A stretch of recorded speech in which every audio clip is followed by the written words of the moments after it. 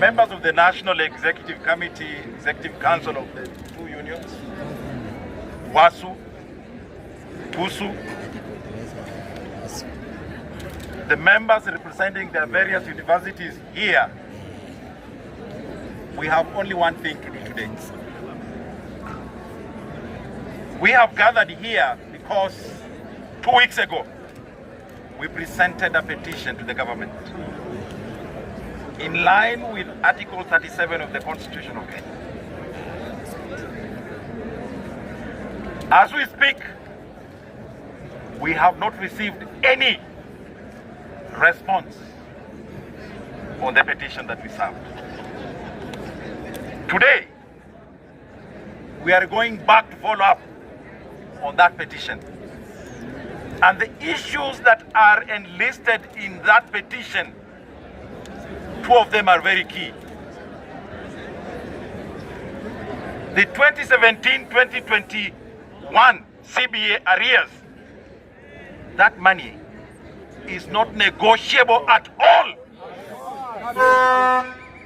It's at this point I want to address the CS education that when the CBA was being negotiated, he was not in that office. He does not understand what the parties engaged in and agreed and signed. The first thing that he ought to do is to first of all call the parties to sit down to help him understand the origin of this current crisis. He has not done that. But he has been quick to get on the glare of the public camera and dismiss what we are telling the public. We are not madmen and women. Yes. We are the ones who negotiated. We know what that CBA entails.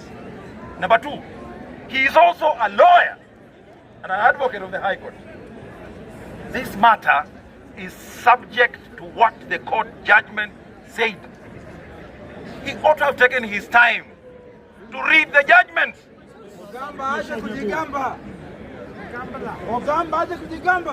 Instead of embarrassing himself in public, sit down and read those court judgments and understand what we are saying.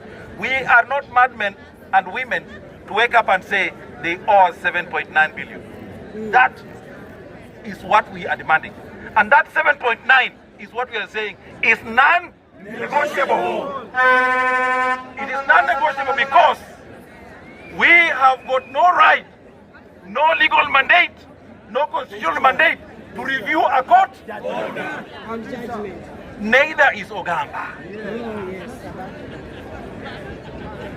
So the onerous thing for the government to do, as advised by none other than the AG, implement. Implement? Yes.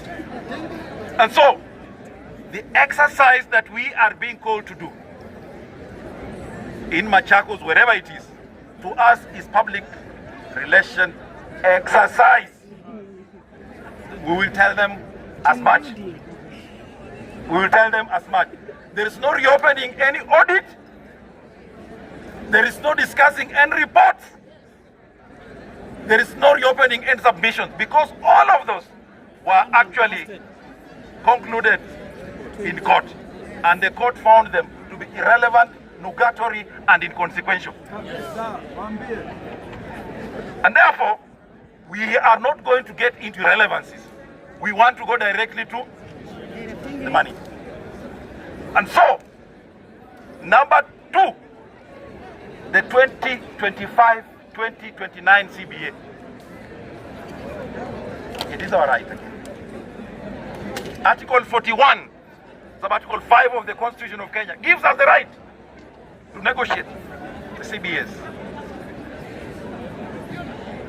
We ought to be negotiating these CBAs long before the cycle begins.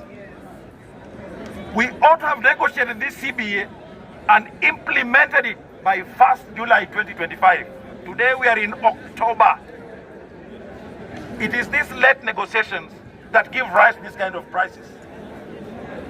And therefore, when you invite us to the table to negotiate such a CBA, you must come with a commensurate a commensurate counter proposal.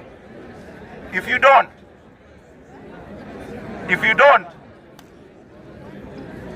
that exercise that you have invited us for, we'll get there and we'll make it a real public relation exercise.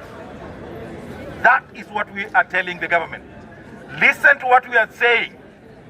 We want our CBAs implemented and negotiated on time. 2017, 2021, implement now.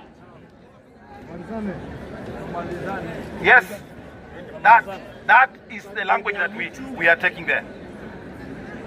For today, we are going to do a follow-up on what we presented to the government. We want to have a very peaceful procession as we go. Colleagues, let us enjoy ourselves. Let us dance ourselves. Yes. Let us actually not be in a hurry, because the rights belong to us. Workers' rights are human rights, and the CBA is our business. Yes. So, let us not interfere with anybody along the way. Nyi wote ni wasomi, musilete vurugu njiani. Tunajulikana ya kwamba kuwa tunalinda nini? Amani. Tulinda amani, tupeleke malilio yetu wapi? Kwenye serikali, bunge, hazina kuu na ile wizara mama. Tumalizane leo. Tumalizane wapi?